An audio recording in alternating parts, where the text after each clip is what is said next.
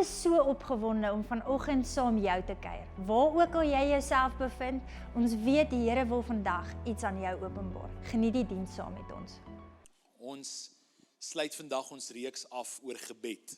En kan ek net sien, vir wie van julle het hierdie reeks enigiets beteken? Is al van julle wat gevoel het, hier so 3 van julle. Ek het so gevoel dat die Here net met my persoonlik op hierdie reis is, die laaste maand en 'n rukkie, net oor gebed en wat hy wil doen in en deur Oase wanneer dit kom by gebed.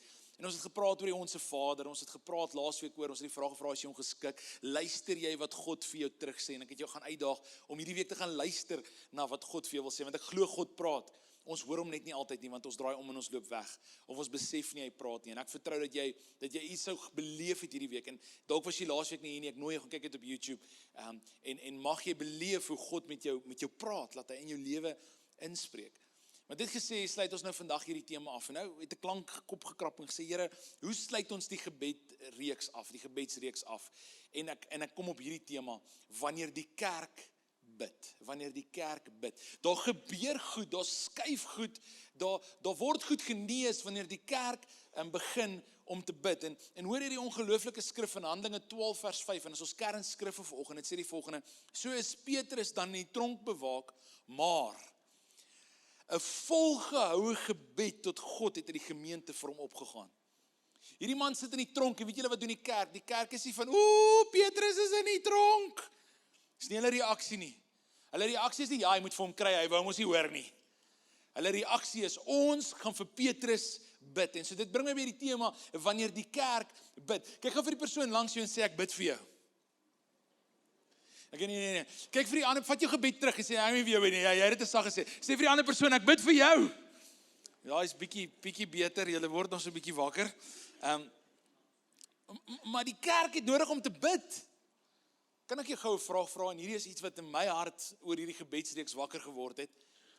As jy jou gebede vandag moes vat, en jy sit dit op 'n weegskaal, nou 'n weegskaal, ek het nie in 'n tyd groot geword waar 'n weegskaal 'n ding was nie, maar ek weet wat 'n weegskaal is, so jy moet probeer kyk of dit 'n gebalanseerde ding is, dan sit jy nou 100 gram aan die kant, en as hy aan hierdie kant as hy gelyk is, dan sit nou 100 gram. Is ek reg, die van julle, ek praat nou hier dalk onder korreksie, né?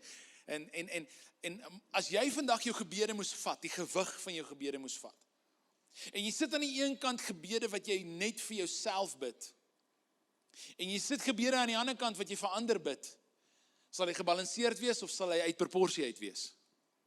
Want weet jy wat het ek agtergekom, en hierdie is nou 'n refleksie op my, glad nie op jou nie. Jy kan nou self introspeksie gaan doen en jou binneste gaan kyk, en dalk sê die Heilige Gees vir jou iets deur dit, maar vir my persoonlik het ek myself gevang dat meeste van my gebede gaan oor my en my mense.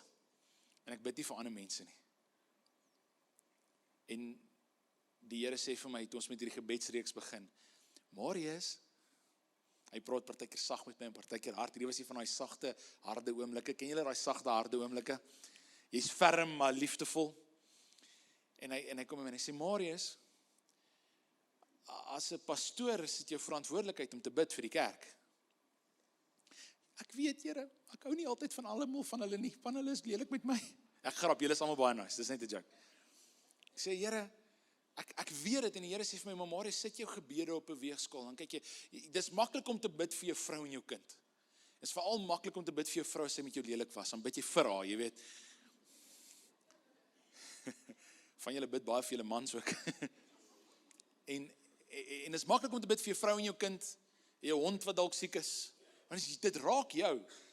Maar wat as jy bid vir iemand wat glad nie aan jou gekoppel is nie? Want ek weet, as pastoor, as leraar, as herder van 'n gemeente en deel van hierdie Oase familie, is dit my plig om te bid vir jou, en ek beloof ek bid vir jou. Ek weet ek kan meer vir jou bid, en ek beloof, ek gaan nog meer vir jou bid as wat ek op die oomblik doen. Dis my verantwoordelikheid. So die van julle wat ooit in die bediening wil gaan besef, jy het 'n verantwoordelikheid om te bid vir die mense soms wie jy pad stap. Maar dis nie net 'n predikant se verantwoordelikheid om te bid vir die gemeente nie. Jy het 'n verantwoordelikheid om te bid vir die persoon langs jou, voor jou, agter jou, en selfs die wat jy nie van hou nie. Ek dink nie almal het van Petrus gehou nie. Ek het al agtergekom, niemand kan, almal kan nie, dit is onmoontlik dat almal van jou kan hou. Iemand het eendag vir my gesê, as jy wil hê almal moet van jou hou, word 'n roomhuis. Almal hou van roomhuis. Weet, verkoop roomhuis. Moenie Want almal kan nie van jou hou nie, so almal kon nie van Petrus hou nie, maar hoor weer, sit vir my daai Handelinge 12 vers 5 op asseblief Lans, maar 'n volgehoue gebed, hierdie woord volgehou in die Grieks beteken 'n aanhoudende indring, hulle het nie opgehou nie, hulle het aanhou bid vir Petrus, want hy was in die tronk gewees. Bid jy vanoggend vir Oase gemeente? Jy sien, dit is vir my maklik, en hierdie is nou nie in my notas nie, maar dit het ek in my hart beleef vanoggend, toe ek net weer in my notas gaan. Dis baie maklik om die kerk te kritiseer, bid jy vir die kerk? As jy nie amen sê nie, sê maar eina, soos die predikant sê. Jy sien, want ons kan maklik vingers wys en sê, julle moet meer dit doen, en julle moet meer bid, en julle moet meer preek oor dit, en julle moet die klank sagter sit, en ek verstaan, daai goeders is alles valid. En ek haal niemand nou uit nie, maar hoor mooi wat ek sê. Dis baie maklik om kritiek te lewer teenoor die kerk, maar bid die kerk. Want as die kerk nie bid nie, dan ontneem ons onsself van 'n voorreg en 'n verantwoordelikheid wat die Here vir die kerk gegee het. Jy is deel van hierdie liggaam. As jy hier kom sit op 'n Sondagoggend, het jy 'n verantwoordelikheid om te bid vir die mense rondom jou. Jy het 'n verantwoordelikheid om te bid vir my, om vir Colin te bid, om vir ons bestuursraad te bid, vir Tuis wat worship lei te bid. In plek van dat ons net heeltyd sê wat om te doen, bid ons vir mekaar. En ek wil hê jy moet hieroor dink, want ons praat en is great as ons praat oor gebed, en die laaste paar weke het baie gegaan oor gebed vir jouself, en dit is belangrik, en gebed om verhouding met God te bou, en dit is belangrik, maar dit kan nie daar stop nie, want dit het nie vir die gemeente en Handelinge daar gestop nie. Jy sien, as ek na die boek Handelinge toe gaan, dan sien ek, dat Handelinge, die boek Handelinge, die uitstorting van die Heilige Gees, wat ons volgende Sondag gaan vier, waar ek sê dit heeltyd, maar ek het so groot verwagting vir volgende Sondag, met pastoor Jan Matthijssen, nie Johan Matthijssen, soos Colin nou gesê het nie, pastoor Jan Matthijssen, gaan kom en ons gaan Heilige Gees beleef, ek het 'n verwagting vir dit, en ek glo die Here gaan ons ontmoet by ons verwagting. Maar die boek Handelinge, het sy die kerk in Handelinge, het sy geboorte gekry, as gevolg van gebed. As jy my nie glo nie, gaan lees Handelinge 1 en 2. In Handelinge 2 sien ons die Heilige Gees is uitgestort, en die kerk is daarna gebore. Maar weet jy wat het gebeur voor dit? Handelinge 1 en Handelinge 2. In die begin van Handelinge 1 en Handelinge 2, kom hulle by mekaar en hulle is besig om te bid. En hulle het na 'n plek toe gegaan, en hulle daar gebid, en hulle het soontoe gegaan, want Jesus het vir hulle gesê, moenie Jerusalem verlaat nie, want die Heilige Gees, daar's 'n belofte wat kom, so wag. En hulle het nie geweet hoe lank hulle gaan wag nie. En vir 10 dae lank, vas en bid hulle op een plek. Hulle is nie besig met Bybelstudie nie, hulle is nie besig met 'n kerkbazaar nie. Hulle is nie besig met 'n selgroep nie. Hulle is besig om te bid. En moenie my verkeerd verstaan, ek dink ons 'n plek vir al daai goed. Daar's 'n tyd vir Bybelstudie, daar's 'n tyd vir 'n preek, daar's 'n tyd vir 'n selgroep. Die Here het dit vir ons gegee as geskenke. Maar weet jy wat? Al daai goed moet vloei vanuit 'n plek van gebed. En die kerk vas en bid vir 10 dae lank, en ons gaan later hierdie jaar oor vas praat, want in ons bestuursraad het ons die oomblikke gesprek het ons sê, wat is die krag van vas? En ek het beleef, na Pinkster, nadat ons 'n ruk lank gereis het oor die Heilige Gees, gaan ons praat oor vas, so ek hoop julle is reg. Dit is 'n moeilike ding om oor vas te gesels. En die kerk is besig om te vas en bid vir 10 dae. En wat gebeur is, terwyl hulle daar is, aan die einde van daai 10 dae, kom die Here en hy stort die Heilige Gees oor 'n gebedsbyeenkoms uit. Ek sê weer eens, hulle staan, hulle bid. En die kerk in Handelinge is so gekoppel aan gebed, dat niks in Handelinge sou gebeur het as dit nie was vir gebed nie. En so, wat ek wil doen vir 'n oomblik is, ek wil net vlugtelik deur die boek Handelinge gaan en vir julle wys dat die boek Handelinge sou nie bestaan het as dit nie vir gebed was nie. Jy kan saam met Lance, jy kan vir my daai lys opsit. Ek het vir julle opgetrek. Jy hoef nie alles nou te wat soms nie. Jy gaan 'n paar goed wees. Gaan kyk dit op YouTube as jy dit na die tyd wil gaan navors of neem 'n foto. Dit hou langer. Kyk. So, in Handelinge 1 sien ons dat voordat hulle die nuwe leiers gekies het, onthou Judas Iskariot was so 'n bietjie stout. Hy is nie meer een van die disippels nie. Daar's 'n plek in die 12. Hulle moet 'n nuwe een kies. Wat doen hulle? Hulle bid voordat hulle 'n nuwe een kies. By Handelinge 2 Pinkster, hulle was besig in die bovertrek aan die einde van hierdie 10 dae om te bid en te vas. Wat gebeur? Die Heilige Gees word uitgestort. Hulle was besig om te bid vir vrymoedigheid, en so wat gebeur het hier is, manne en vroue, hulle soek God, en hulle sê, Here, ons wil u woord verkondig, ons het 'n begeerte om u woord te verkondig, en weet jy wat doen hulle gaan nie net en gaan verkondig die woord nie, hulle bid, Here, gee ons vrymoedigheid om in hierdie atmosfeer waar hulle Jesus doodgemaak het, die woord te gaan verkondig, en dit sê, die gebou waar hulle was, het geskit. Het jy al so gebid dat 'n gebou geskit het? Kan jy jou imagine hoe kragtig moes daai gebede gewees het? Okay? En hulle gaan verkondig daai woord. Hulle gaan en hulle het aanhoudend en gedurig gebid. En in Handelinge 6 vers 4 lees ons, hulle het agtergekom, die kerk kom nie meer by almal uit nie. Daar was behoeftige mense, mense wat se mans of vrouens dood was, en hierdie mense het gekla, luister, die disippels kom nie by ons uit nie, ons het ook behoeftes. En weet jy wat doen hulle? Hulle bid, Here, wys vir ons hoe ons moet optree, wys vir ons hoe ons hierdie mense moet aanspreek. So selfs voordat hulle kospakkies uitdeel of behoeftige mense ondersteun, het hulle gebid. Hulle gaan en hulle doen dit. Ons lees in Handelinge 8 vers 15, is daar hierdie manne en vroue in Samaria wat die Heilige Gees ontvang, en toe hulle die Heilige Gees ontvang, toe bid hulle, Here, of hulle het hulle harte vir die Here gegee, en toe kom die kerk en die kerk begin bid.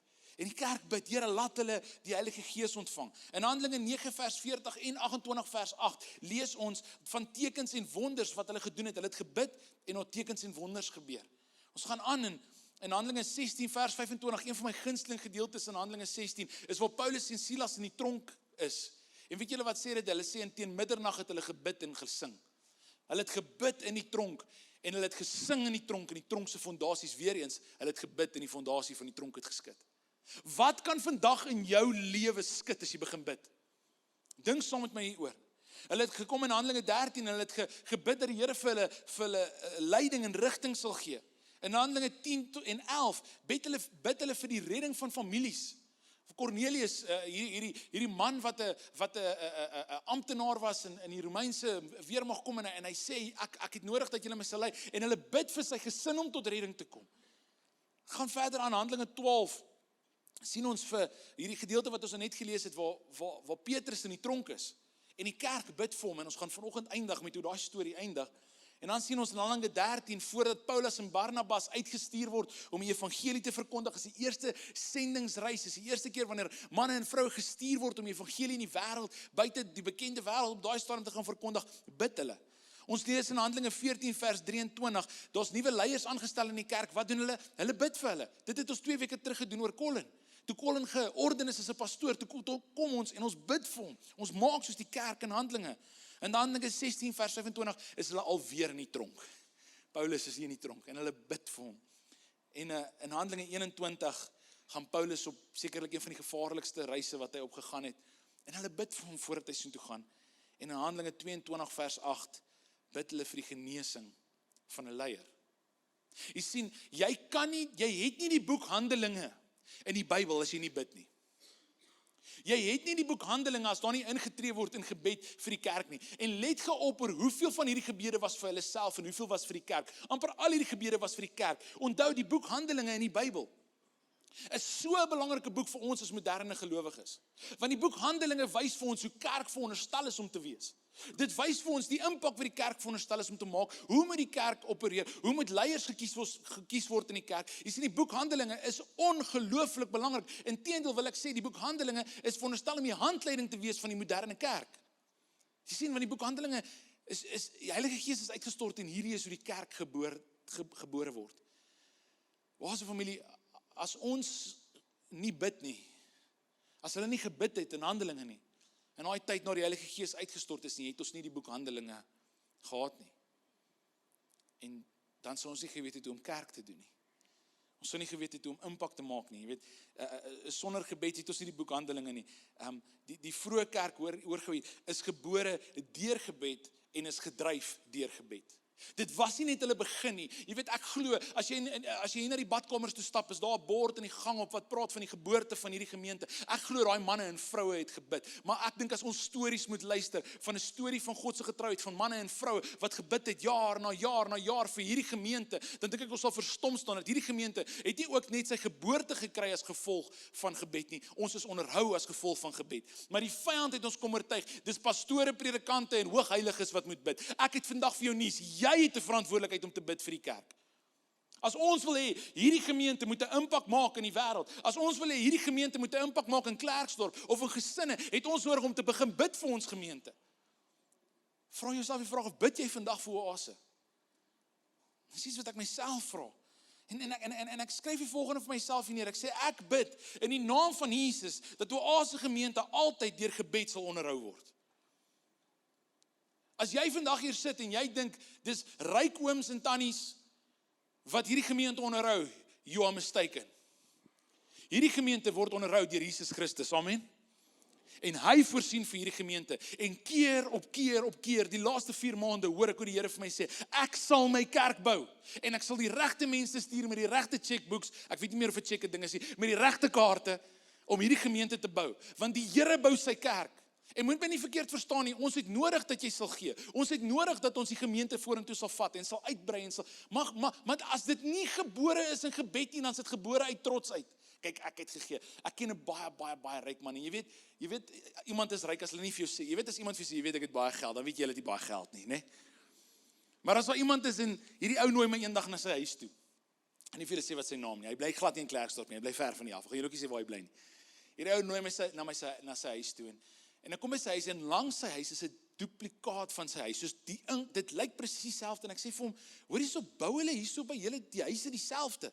En hy sê vir my Marius, nee, kom ek gaan wys jou wat is in daai ander huis. En toe ons instap, dus die huis net dis 'n fake huis. Dis eintlik 'n 4-verdieping garage vir al sy collectorskarre. Jy weet jy geld as jy collectorskarre het, nee.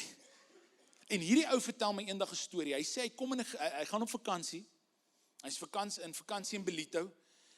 En hy sê hulle gaan daar na 'n kerk toe en toe hulle instap by die kerk, toe vra hulle die oggend vir offerhande en hy dink ja, hulle het nou my geld nodig. Hy sê hy het so rol R100 note. Kyk, dis die ander ding, as jy met rol R100 note rondloop, jy weet you've made it, né? En hy sê hy haal hierdie nou R100 uit en hy gooi 'n rolletjie R100 in die offerhande mandjie. En hy sê hy voel goed oor homself. Hy sê ek het nou net vanoggend hierdie gemeente gehelp. Hy sê en hy stap uit die kerk uit en hulle gaan na hulle vakansiehuis toe. Hy sê en toe hy so by sy vakansiehuis kom, toe waai daar 'n klomp R100 op die grond en hy hoor die Here vir hom sê ek het nie jou geld nodig, jy vat dit terug. Huh?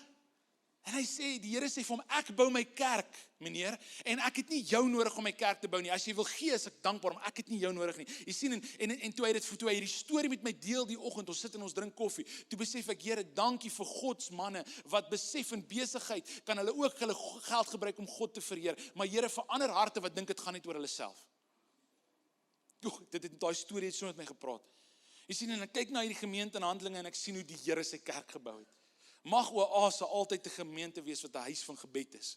Het Here alles wat ons hier doen, van sendingwerk in Calvinia, waar hy nie besig is met ongelooflike werk, tot ons uitreik Ekosie Baai toe, wat van ons span saam met Westfalia Hoërskool gaan oor 2-3 weke, tot die werk wat ons hier doen in Klerksdorp en die kospakkies uitgee, mag dit alles gegrond wees in gebed, want die kerk het gebid en daarom gee ons vir mense. Die kerk het gebid en daarom ondersteun ons mense. Jy sien, hulle was besig om te bid, hulle was besig om voortdurend te bid. Maar so 'n interessante skrifgedeelte, as ons vanoggend vir mekaar hierdie stelling maak, dat die boek Handelinge sou nie in die Bybel gewees het as ons nie bid nie. Laat dit my dink aan iets wat Paulus sê in 2 Korintiërs 2. En jy kan dit gaan lees op jou 2 Korintiërs 3. In 2 Korintiërs 3 vers 2 en 3, ek het nie eens op die bord nie. Paulus skryf hier in die gemeente in Korinte en hy sê vir hulle die volgende, hy sê jou lewe is 'n lewendige brief aan die wêreld. Nou, ek weet nie of jy weet nie, maar 'n groot gedeelte van die Nuwe Testament bestaan uit briewe uit. Briewe soos Korintiërs, Efesiërs, Openbaring was 'n brief gewees. En wat hy sê is, hy sê die manier hoe ek en jy ons lewens leef, is soos 'n boek van die Bybel. Dat mense lees jou. Daar is sekere mense wat nie 'n Bybel het nie, en glad nie belangstel om 'n Bybel te sien nie, maar die manier hoe jy jou lewe leef, is soos 'n boek vir hulle, of soos Paulus sê, is soos 'n brief vir hulle. Wat spreek jou lewe? Getuig jou lewe van God se goedheid. En as ons sê dat gebed, as dit nie vir gebed was, sou die boek Handelinge nie nog gewees het nie, is my vraag volgende aan jou, wat se hoofstukke uit jou brief uit is weg, omdat jy dalk nie bid nie? Dink saam met my hieroor. Ek kan dit vir julle lees. Julle is ons brief geskryf in ons harte, gelees en verstaan deur alle mense. Julle is duidelik 'n brief van Christus, wat deur ons diens opgestel is, geskryf nie met ink nie, maar met die gees van die lewende God, nie op kliptafels nie, maar op tafels van mense harte. Wat word op mense se harte geskryf as gevolg van wat in jou lewe is? Of eerder die vraag, wat word nie geskryf nie omdat jy nie bid nie? En dit het my laat besef, Here, daar's sekere goed wat ek in my lewe op uitmis. 'n Impak wat ek kan maak in die kerk, 'n impak wat ek kan maak op my gesin, omdat ek nie ernstig bid nie, omdat ek dit net nou en dan doen vir 'n ete of as ons ver pad moet ry. bid. Maak seker, jy is die enigste Bybel wat sommige mense ooit sal lees. En so vra vir jouself hierdie vraag, watter boeke in jou lewe is nie daar nie, omdat jy nie gebid het nie? Watter verse in jou lewe bestaan nie, omdat jy nie gebid het nie? Inteendeel, kom ek vra jou so, watter getuienisse in jou lewe het jy ontneem, omdat jy nie gebid het nie? Maar kan ek jou vanoggend vra, kom ons draai dit om. Kom ons draai dit vanoggend om, en ek vra vir jou, watse verse kan vandag in jou lewe bygevoeg word, omdat jy vandag begin bid? Jy weet, die wonderlike ding, ons hoef nie eers alles uit te figure voordat ons begin bid nie. Ons kom na God toe met ons gebrokenheid en ons sê, Here, hier is ek. En ek begin bid. Watse verse, watse hoofstukke in jou lewe gaan begin geskryf word, omdat jy bid? Ek kan vir julle sê, op 'n maandag aand op hierdie verhoog, is ons bestuursraad tans besig om die Here te soek elke maandag aand, en ek sê dit nie vir jou sodat jy moet hande klap of impress wees nie. Ek het op 'n maandag aand hier wat ek vandag met jou verdeel, vandag wat ek preek, eerstehands gesien hoe manne en vroue wat begin bid het, se lewens geskuif het. Hoe manne en vroue wat begin bid het en meer ingedruk het en vir die kerk begin bid het, hoe die Here goed in hulle lewens skuif. En so daarom kan ek met gesag vanoggend vir jou sê, daar verander goed as jy begin bid. Watse getuienisse gaan jy vir jou kleinkinders eendag kan vertel omdat jy begin bid het? Gaan praat met iemand wat lief is vir bid. En hulle sal vir jou vertel, hulle sal vir jou sê dat gebed het 'n manier om net die lewe te skuif. En so ek kom volgende hier en ek sê, Here, mag ons as kerk asseblief weer begin bid. Want die realiteit is, ons bid nie soos wat ons moet nie. En daar is dalk 1 of 2 of 3 van julle vanoggend hier, dat hierdie stelling is nie van jou waar nie. Ek is dankbaar vir jou gebede. Ek vra die Here, asseblief maak gebed wakker in hierdie gemeente soos nog nooit van tevore nie. Mag mense 'n uur vroeër kerk toe kom en al wat hulle kom doen is hulle kry vir hulle goeie koffie en hulle kom sit en hulle bid. Hulle kom sit en hulle begin bid vir dit wat die Here vanoggend hier wil kom doen. Is Here, asseblief kom en verander dit. En iemand het nou die dag vir my gesê, ons het al in die verlede probeer bid, Marius, let's see if it works this time. Ek vertrou die Here dat hierdie keer sal dit verander. Dat hierdie gemeente sal bid. En dat ons nie net sal bid omdat dit nog iets is om te doen nie, ons sal bid want ons soek God se hart. Ons gaan bid vir ons gemeente. Ons vertrou die Here vir dit. En so ek sê Here, asseblief kom en verander wat besig is om te gebeur. Gebed is vir my die olie van 'n gemeente. Nou, ek weet nie baie oor karre nie. As jy oor karre wil weet, vra vir Andre, hy sit hier voor. Andre, jy verstaan karre, nie? Nou, ek weet nie baie van karre nie, maar hier is iets wat ek weet. So net om julle te vertel hoe min ek eintlik weet van karre af, nie? Colin sal getuig van een aand, my vrou sê vir my, haar linker voorste flikkerlig werk nie, ek besluit, ek gaan die ding regmaak, kom toe agter, is 'n fuse, maklik. Haal toe 'n fuse hier uit en sit hom daarin, kar reg. Die volgende dag wil haar kar nie start nie. Toe ek die starter se fuse of iets uitgehaal en daar, so ek weet bitter min van kar af, en Colin moes toe die Vrydag na my huis toe kom en my vrou kom help, want ek sit in Johannesburg. Natuurlik die dag wat ek Johannesburg toe reis, sal dit gebeur, né? Maar ek weet een ding van karre, elke kar het olie nodig. Of jy 'n Rolls-Royce ry, of jy 'n BMW ry, of jy 'n parmantige Pers Picanto ry. Of kom ons vat 'n ander voorbeeld. Of jy nou 'n Hilux ry, 'n Ranger ry, of 'n Amarok ry, of 'n GWM ry. Hy het olie nodig vir die engine om te werk. Anders te gaan hy vaslaan. Hy gaan sukkel om te beweeg. En van ons Christelike lewe, ons geestelike lewe met Jesus, voel of dit so swaar trek, want is omdat daar nie gebed in is nie. Want gebed is die olie vir my in jou lewe. En dis die prentjie wat ek net kry, wat ek beleef die Here vir my sê. Is as jy die olie uit 'n Christelike lewe uithaal, gebed uit 'n Christelike lewe uithaal, en daardie Christen, jy sien dit somme. Kan ek vir julle sê, een van die voordele van om al 'n rukkie lank in die kerk te werk, is mense sien mense bid vir sekere goed. En mense kom vorentoe en hulle vra vir jou, Marius, sal jy vir my bid? En dan bid jy som ouens, en dit is awesome. En jy moet asseblief dit doen. As jy gebed het, kom na die tyd, ek en Colin in die span, ons sal vir jou bid. Dit is awesome. Maar partykeer het ek al gesien hoe iemand vorentoe kom en dan sê hulle, Marius, ek is so alleen, ek soek 'n maatjie. Maar nie soos 'n maatjie om mee Tetris te speel nie. Ek soek iemand om mee te trou, jy weet. 'n liefdesmaatjie. Ek sê nee, is awesome, en ons bid dan saam met hulle. En dan wonder julle. Kom die Here en hy antwoord daai gebed en hy gee vir hulle. Maar baie keer, weet julle wat doen ons? Ons bid totdat ons kry wat ons wil hê en hou ons op bid. Kan ek gevra wie van ons is skuldig hieraan? Ek sal my hand ook opsteek. Van julle jok, Jesus sien jou ook. En dan kom hierdie mense, dan bid hulle vir dit en dan kry hulle wat hulle voor gevra het. En dan kort voor lank, Dan is daai selfe persoon, Marius, sê asseblief vir my bid, ek kan nie meer met daai ou nie. En ek hoor nou die dag iets, en hy sê, we complain what we prayed about. Oeg, en die Here het my op die vingers getik. Weet julle wat, nee? Ek het lankal vir die Here gesê, Here, as iets met my gebeur, sal ek dit altyd deel, want ek wil nie daai ou wees wat preek, en dan hoor jy, ek praat oor gebed, en dan dink jy, jy weet, you got it all figured out. Luister, ek het nie hoor. Ek figure dit nog saam met julle uit, en ons is op hierdie reis. En ek onthou eendag, toes John Mark moeilik die oggend. So John Mark is ons seentjie, hy's nou 3 maande oud, en hy's 'n billetjie, hy's ook 'n vet wang, wil hy net heeltyd opvreet. En een aand moet ek 'n Sondagoggend preek, en daai Saterdag gaan, en ek draai en ek kyk net hierdie kind en sy ma so, dis sommer haar skuld ook, jy weet.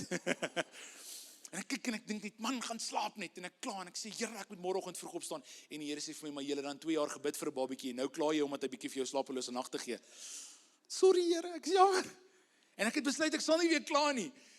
Ek sal net, en omdraai en probeer verder slaap, of vir sy ma vra, kan ek help, maar ek gaan nie meer kla nie, en dis wat ek sien is, ons kry wat ons wil hê, en dan kla ons ook nog as ons gekry het, wat ons die Here voorgevra het. En vanoggend ons familie kan ek jou vra, wanneer ons gekry het, mag ons aanhou bid, want is die olie wat ons aan die gang hou, want die teenoorgestelde is ook waar, het jy al iemand ontmoet, dit lyk of die lewe hulle raak gery het, jy weet het gaan nie goed met hulle nie, jy weet goed in hulle lewe val uit mekaar uit, maar daai mense, en sy sê, wat het jy gedrink, ek wil ook van dit hê, wat se koffie is daai, is dit Red Bull, wat gaan aan? En weet jy wat, as jy met daai mense gesels, en ek ken sulke mense, daar's van julle in hierdie gemeente wat ek ken wat so is, die lewe slat vir jou uit mekaar uit, en dis soos Paulus en Silas in die tronk, we're gonna worship the King, we're gonna praise his name, hulle sing en hulle bid in die tronk, en die ander ouens dink, hierdie ouens is bietjie mal, en wat gebeur? Te midde van dit, hulle bid en hulle worship die koning, en alles, en die tronk skud. Jy sien, want dit is 'n Christen wat sy lewe geolie is. Besef, my omstandighede bepaal nie wie my God is nie. Jy sien, want dis wat gebed doen, en ons het in die eerste week al oor gepraat, is gebed gee jou perspektief oor wie God is. Onse Vader wat in die hemel is. Ek weet my omstandighede is nie altyd ideaal nie, maar ek weet my God is in beheer. Dis wat gebed doen, dit bring ons nader aan hom. So sonder gebed word maklike dinge moeilik, maar met gebed word moeilike dinge makliker. En die Here draai om. Sien, gebed kom en dit maak selfs die moeilikste dinge draagbaar. Ek lees hierdie goed en ek sê, Here, help my om olie te hê. Help my om gebed in my lewe te hê, dat hierdie Christelike lewe, ongeag waartoe ek gaan, of ek op die hoogtepunte is en of ek op die laagtepunte is, ek gaan toelaat, Here, dat U net hierdie Christelike lewe van my, hierdie geestelike lewe, hierdie verhouding met U, nie godsdienst, die verhouding. Here, help dit om net te floreer, en ek besef dat gebed is dit. En vir ons as gemeente, as ons nie 'n gemeente wil wees wat sukkel so dit nie, het ons nodig om te bid. Ek dink die vyand het ons kom oortuig, ons moenie meer bid nie. En ek beleef hoe die Here sê, as jy na Handelinge kyk, hulle het gebid. En al het dit met hulle sleg gegaan, die kerk het gegroei. Hoor mooi wat ek sê.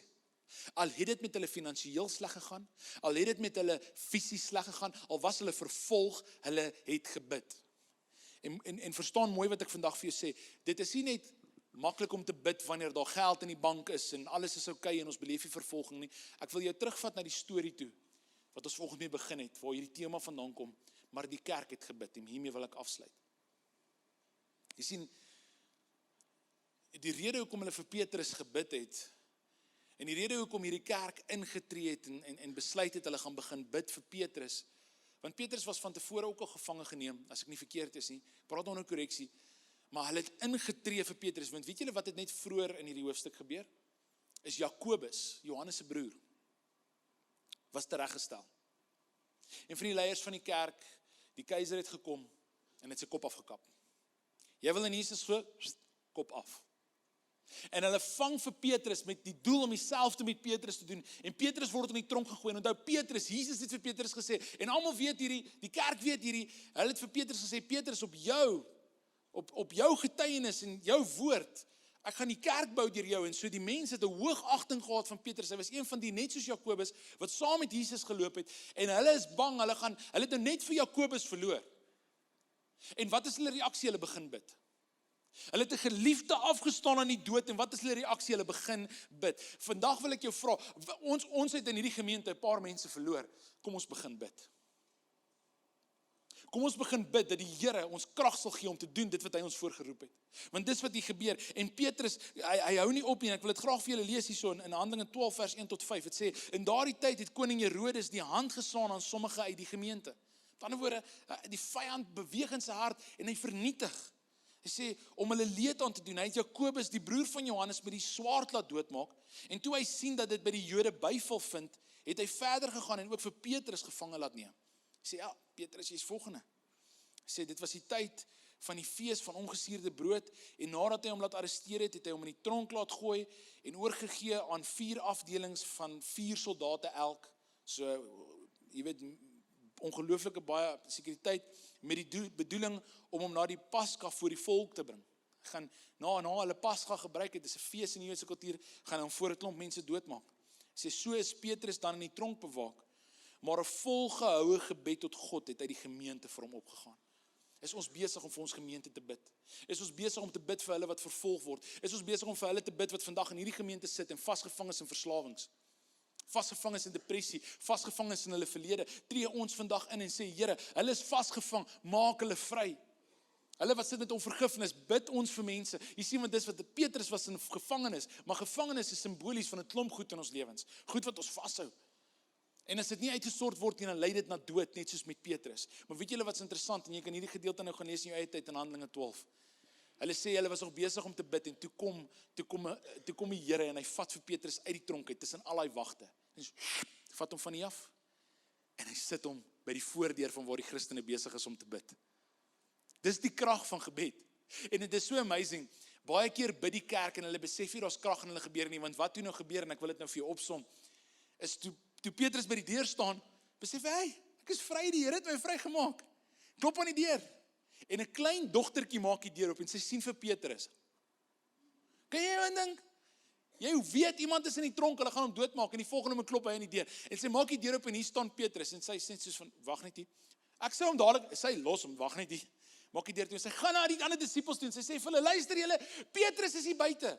En dan sê man, klein dogtertjie, jy weet nie waarmee jy jou besig hou nie. Petrus is in die tronk. Sy sê julle verstaan nie, Petrus is hier buite. En sy gaan weer drink, Petrus klop weer. En hulle maak oop en die mense is verstom. En weet julle wat vra ek die Here? Ek vra Here, mag julle wat bid vir hierdie gemeente verstom staan oor die wonderwerke wat hy gaan doen in hierdie gemeente. Kan ons die Here loof vir wonderwerke wat ons nog nie eens sien nie?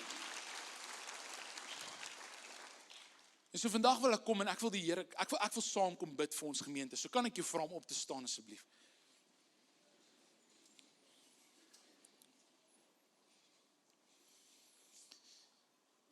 En hierdie mag dalk nou so 'n klein bietjie uit jou comfort zone uit wees. But we come out of your comfort zone is where the growth happens. As ons sê ons bid vir ons gemeente, wil ek jou vra 'n bietjie uit te skuif en iemand se hand te vat. Kom ons kom in eenheid by mekaar. Ons hou hande vanoggend vas en ons gaan bid vir die kerk vanoggend. So julle ook beweeg uit, raak, niemand mag alleen nou staan nie. Julle hierso asseblief, hou mekaar se hande vas. Kom ons hou mekaar se hande vas. As 'n teken vanoggend dat ons kom in eenheid om te bid vir ons gemeente. Ons kom in eenheid om te bid vir hierdie gemeente en vir die toekoms van hierdie gemeente. Want die Here weet ons het soveel wysheid nodig. Ook seker dat niemand alleen is nie. Is iemand alleen? Almal het iemand by hulle.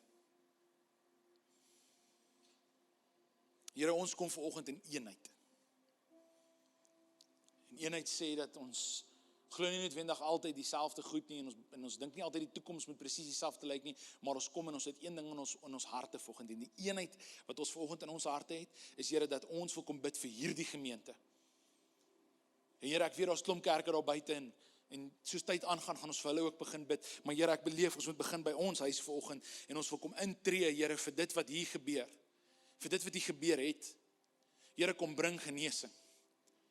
Here, mag die kerk, omdat die kerk gebid het, mag daar herstel kom.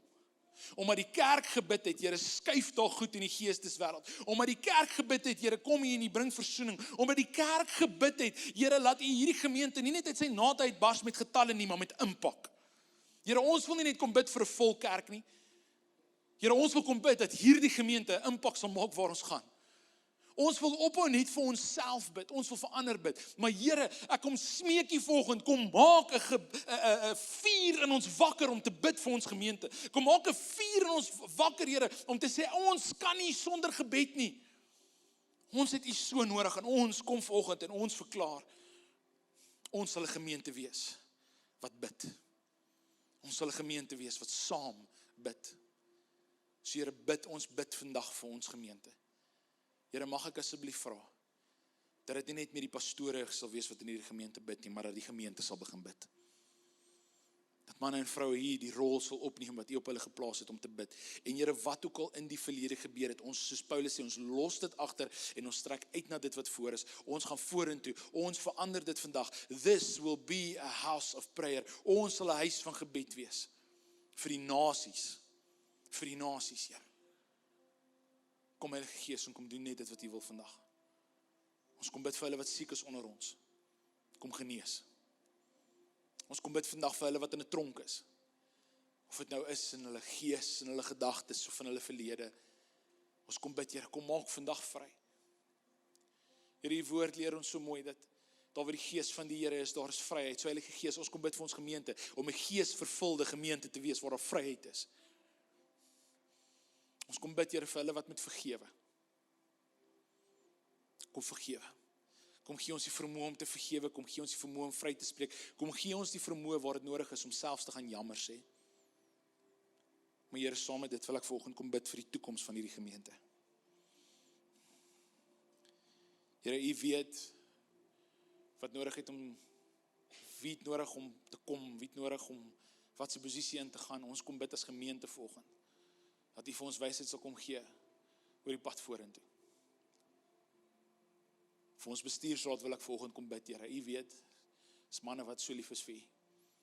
Ons as 'n gemeente kom bid vanoggend vir ons bestuursraad. Ons kom vra, kom omring hulle, kom beskerm hulle gesinne, kom gee vir hulle wysheid om hierdie gemeente op 'n goddelike manier te lei. Dat hulle kan sê na elke vergadering, ons en die Heilige Gees het besluit. Dankie dat ons U kan vra. Here, hierdie is U gemeente. Here, mag U vyand ophou steel by hierdie gemeente. Maar mag U byvoeg soos in Handelinge, daagliks het U by die gemeente bygevoeg. Mag U byvoeg sodat hierdie gemeente kan wees wie U oor hulle droom. Wie oor ons droom, Here. Dankie dat ek deel kan wees van hierdie gemeente. Dankie vir elke bediening, van ons cool babas regdeur tot ons seniors bediening. Ons bid vir elkeen wat bedien, elke Sondag, Here. Ons kom bid vir hulle wat hulle tyd en energie en geld gee om te sê, ons wil ander help om by die Here uit te kom. Here, bless hulle. Dankie dat ons kan kom bid vir ons bedieninge. Here, mag dit impak maak. Mag ons nooit net besig wees om mense besig te hou nie. Mag ons impak maak.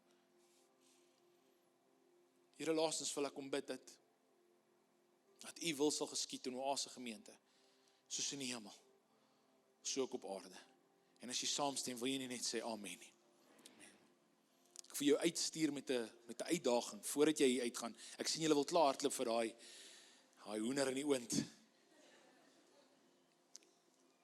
Kan ek jou vra om jou wekker te stel hierdie week, elke dag vir 12 uur. En elke dag 12 uur hierdie week, dan vat jy 'n oomblik en jy bid vir ons gemeente. Dalk bid jy vir die leierskap, dalk bid jy vir mense wat vasgevang is en iets, dalk bid jy vir 'n bediening. Soos die Here dit op jou hart lê, maar kan ek jou vra, ons het nou gehoor as krag in 'n gemeente wat bid, kom ons gaan bid hierdie week. Begin hierdie week met 'n gewoonte, stel jou wekker vir 12 uur en kom ons bid hierdie week vir ons gemeente. Sal julle hierdie uitdaging vat? Amen. Ons is so dankbaar dat jy vandag saam ons gekuier het. As dit vir jou iets beteken het, vra ons asseblief gaan share dit met iemand. Gaan like, gaan comment, sodat soveel as moontlik mense die boodskap kon sien. Ons sien julle weer volgende week.